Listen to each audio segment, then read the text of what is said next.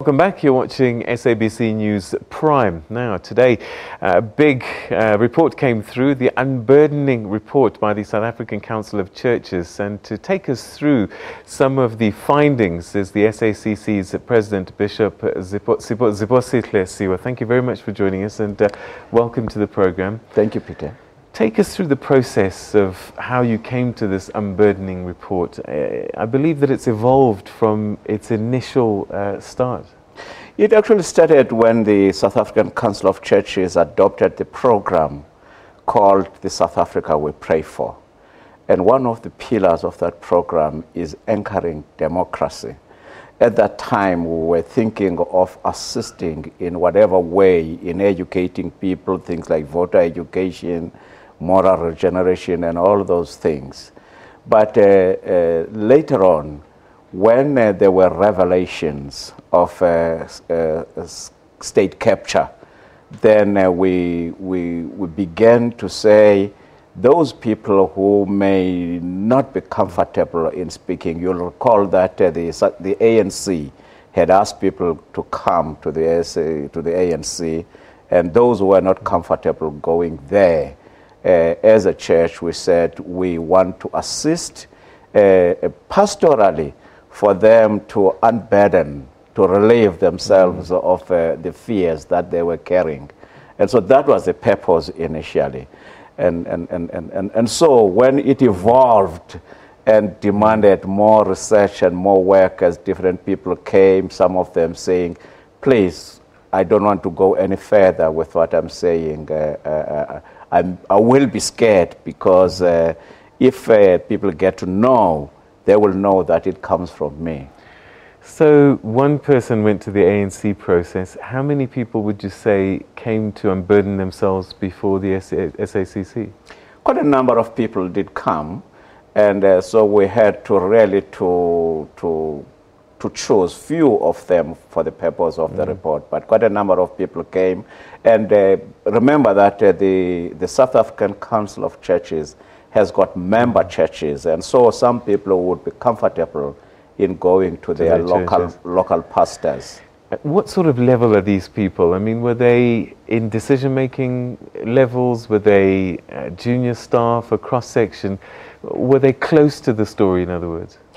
You may have heard from the report when it was released that some of them were in government, very senior in government, and the former deputy minister, for instance, Mr. SABC Jonas, was one of them. And so what we said those people who would want us to refer to the public protector, we assisted them to go there, and they did. So most of what is in the report is also in the public protector's report. Were you shocked by what you heard? It is shocking. It is shocking. We were not at all expecting that it would be. We're just thinking that it's corruption which may be here and there. But the more you go into it, as the General Secretary had said, it looks like organized chaos rather than simple acts of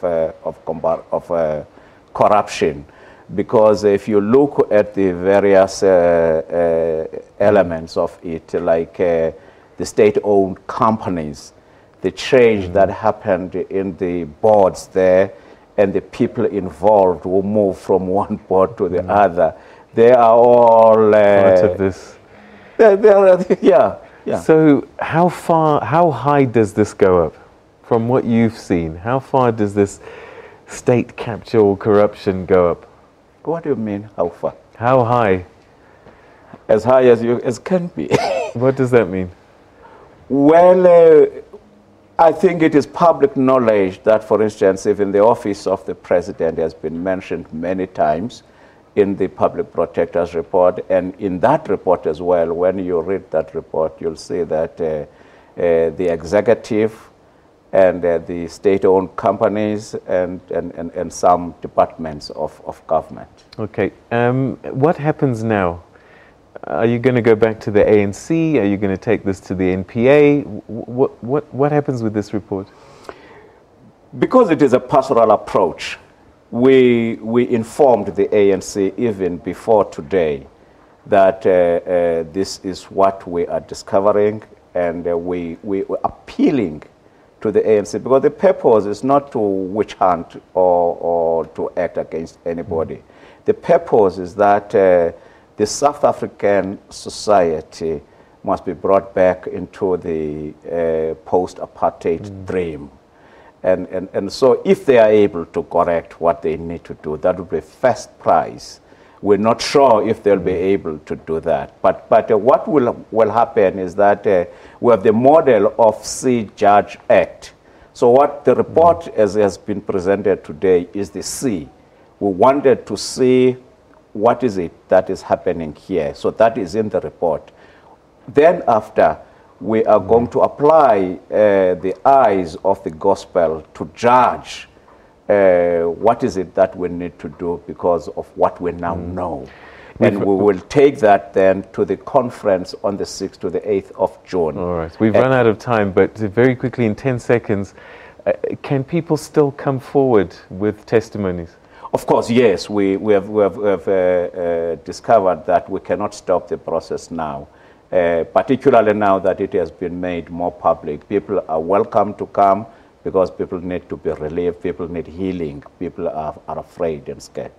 Bishop Siwa, we're going to have to leave it there, but thank you very much indeed for taking time to share the insights that this report may have come through. Thank you so much for your time. Thank you.